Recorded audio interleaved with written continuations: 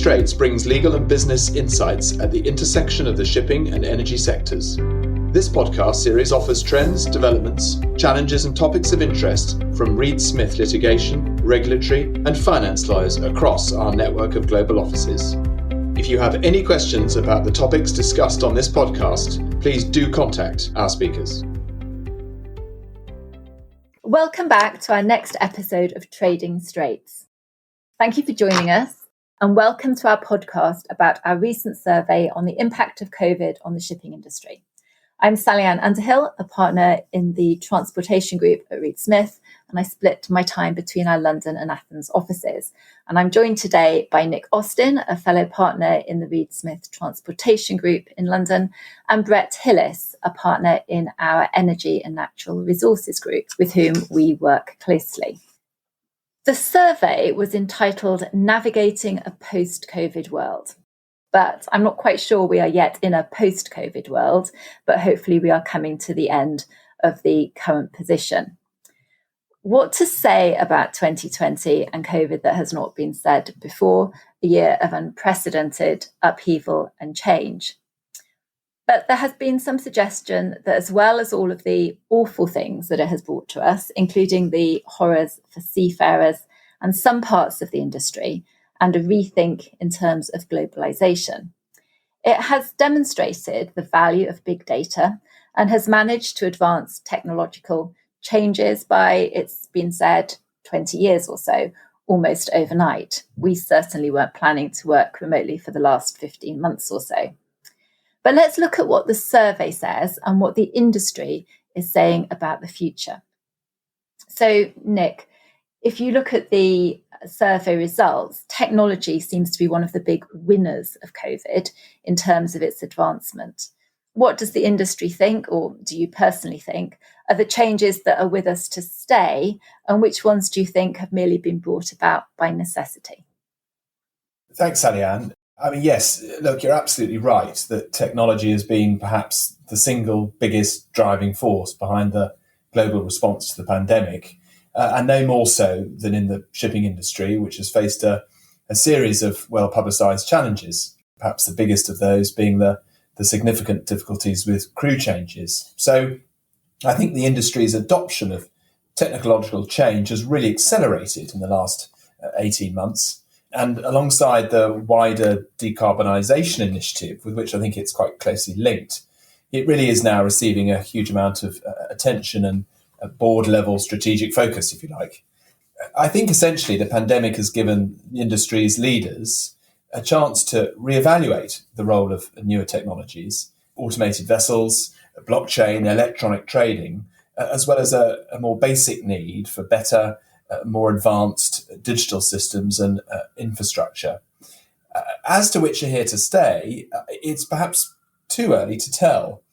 3/4 of the survey respondents said that the pandemic had increased the need for better and more robust IT systems, given the prevalence of remote working, which the pandemic has obviously necessitated. And I think that's something that's perhaps been more successful for business than some people had imagined.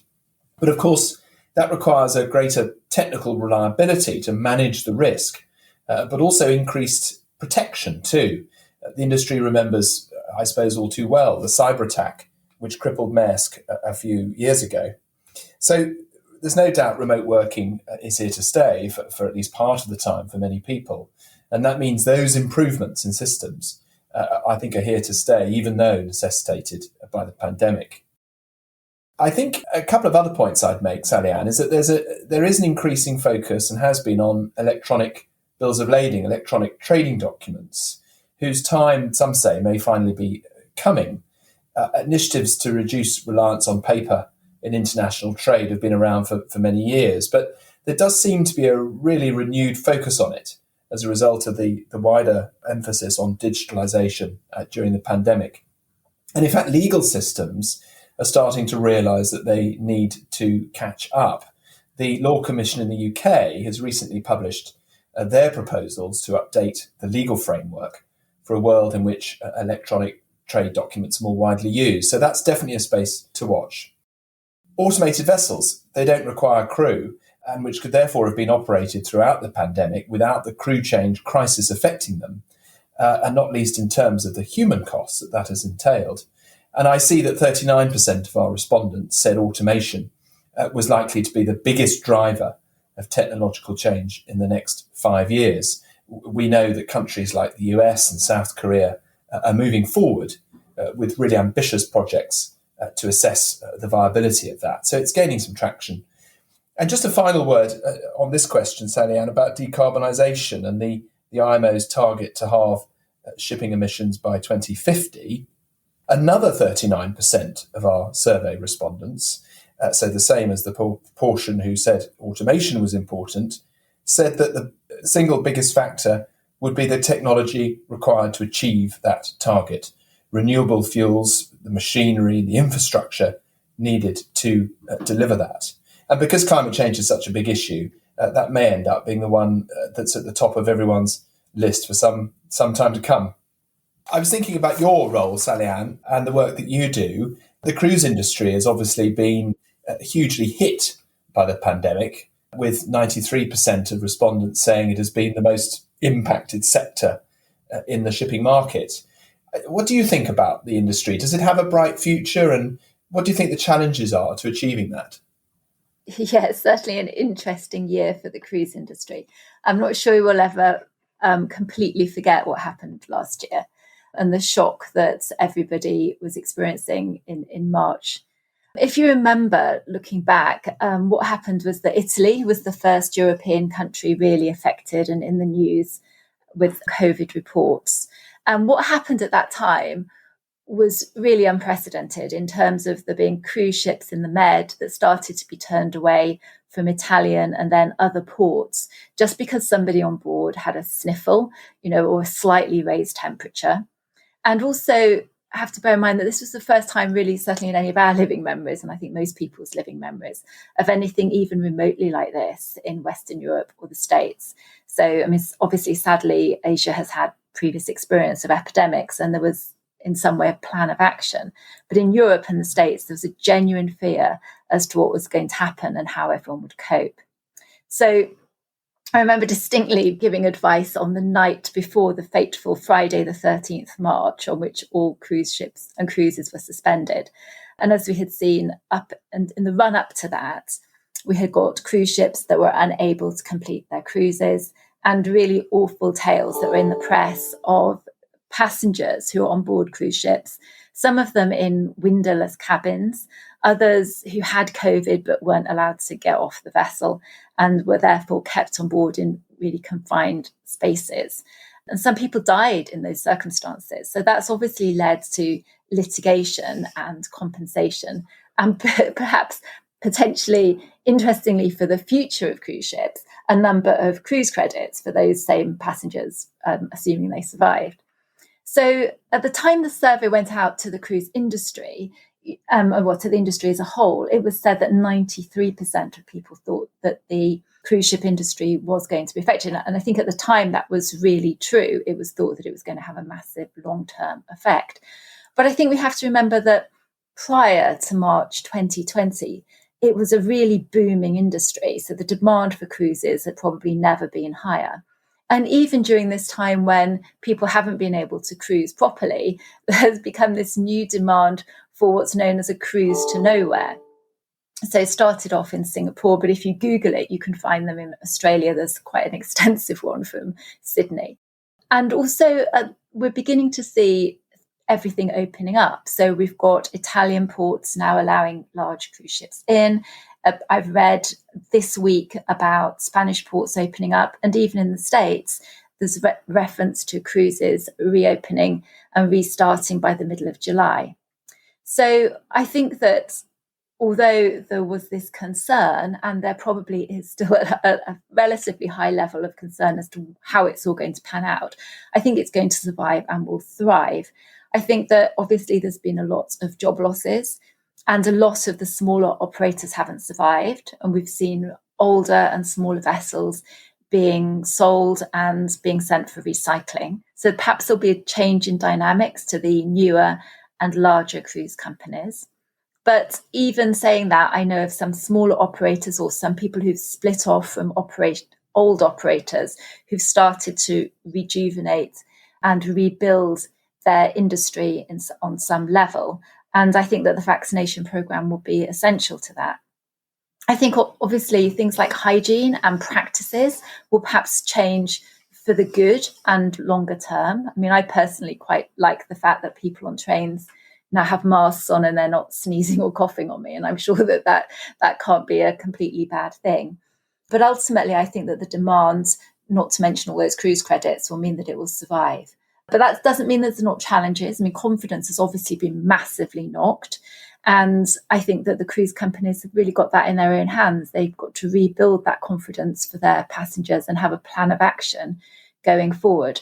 And that's not only if somebody on board the vessel has a problem, but also when you get to any of the ports that they're visiting, how the cruise operators promise customers and passengers that they are going to deal with any issues that arise. So it might be that there were restrictions for a while, but I think that the cruise companies great position to sort of rebuild it better. Just very quickly before I ask some questions of Brett, which I will do, Brett, so you don't feel left out. Just commenting also on that 7% that talk about containers and container ships, how they are going to be impacted. For them, obviously, the story has been really different and it's been great business for them. And I suppose the question is how that's going to change going forward. But the indicators are that the container industry is still going to thrive, not necessarily because of COVID itself, but because of things like in the US, where there has been shortages and therefore there is an increased demand.